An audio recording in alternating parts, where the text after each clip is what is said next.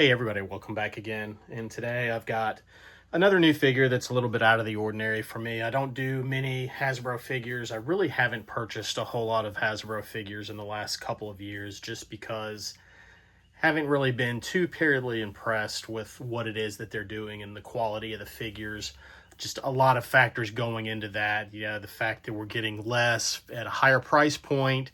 A lot of times some of these figures that really should be Voyager class figures are being packaged as leader class figures with just a couple of extra accessories. A lot of waffling that they have in some of the arms and legs, just a lot of hollow pieces. But I was a little bit curious with this figure. I actually was not originally planning on getting this, but a buddy of mine this morning said that he had seen it at the store. I actually picked this one up at Target. At first I wasn't interested, and then I thought to myself, you know what? I may really regret it if I don't get this figure. It looks kind of cool. And so I just wanted to see what it was about. First things first, I'm really impressed with the new packaging that Hasbro has moved to for this Generations line of figures. This obviously is part of the Age of the Primes mainline releases. So it's not a studio figure. It's just a standard Generations mainline figure. So let's go ahead and get it open. One thing I do want to point out is that they've moved back to the plastic protective sheet over the figures. Still, there's a lot of empty space in this box. When you really look at the figure compared to the size of the box, it's like a potato chip bag. There's not a whole lot in there for the size of the box that they've put it in there. So let's go ahead and get him open.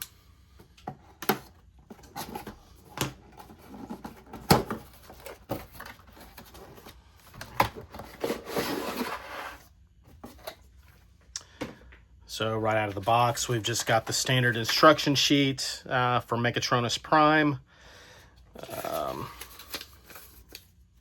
And then we've got the figure. He comes on a cardboard flat with several accessories that are strapped in. So let's go ahead and get these guys out. The first is, this looks like some sort of a staff or something like that.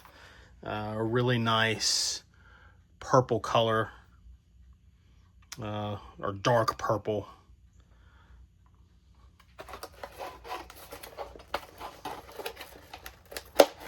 Ooh, lost that piece. A really nice looking sword. Looks almost like a machete, I guess. Very nicely done.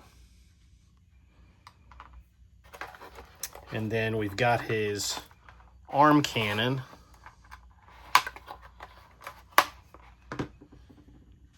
So the arm cannon is really nicely done in the same purple as this staff here. It looks like there's some moving parts. It extends, it looks like, so you can fold it up a little bit. So I've got some articulation here in the base of the cannon, so I would imagine this has to do with tank mode versus bot mode and where you're going to mount it on his arm or where it may be.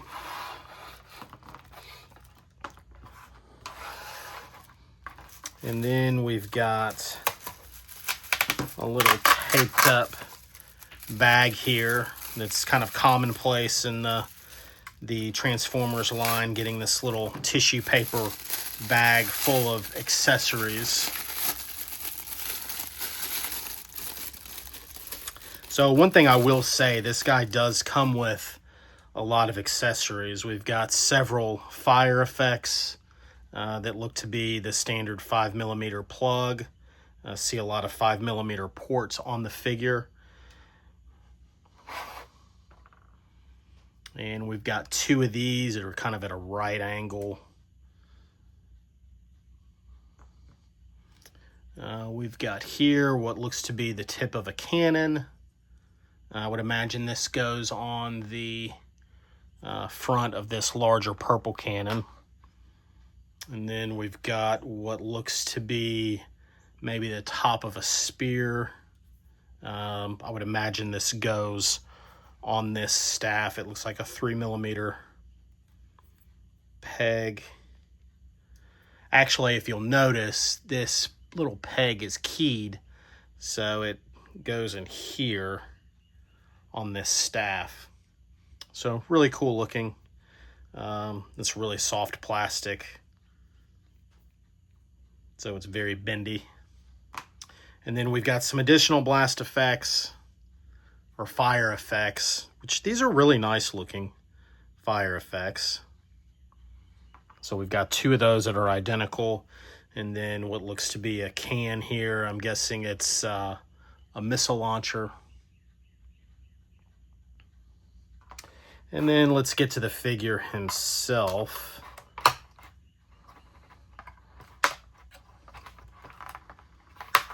So he's strapped in pretty consistent with what Hasbro has been doing as far as how they fasten the figures to the cards. So on the back, his backpack is a little bit folded down over this card. But he's actually a really good looking figure. A little bit bigger than what I had anticipated from just seeing him in the photos. At first, again, I wasn't crazy about this figure. But he's got a nice amount of weight to him. He does have the backpack here, but it actually cleans up really nicely. I would imagine this is part of his tank mode. What really shines on here, though, is the head. Obviously, this character is supposed to be, in the canon, the inspiration for the Decepticon logo. But his head looks really good. You know, Hasbro does really, really good with their head sculpts with these figures. Looking at him, you know, there is some emptiness in the figure. We've got some of this, but I know that's just a function of, you know, how the arm attaches. We've got a little bit of waffling in the leg, but it looks like this is probably part of the transformation. It looks like maybe that folds out. So let's look at the articulation on this figure. The head moves all the way around. His head is on a ball, it looks like. Well, can't really take it off of there. Arms all the way around, typical. Soft ratchet on the arm up and down elevation. We've got a bicep swivel, bend at the elbow, which gets you a little bit more than 90 degrees there. Obviously no hip skirts. This isn't a masterpiece figure. But the leg, we get up and we get back.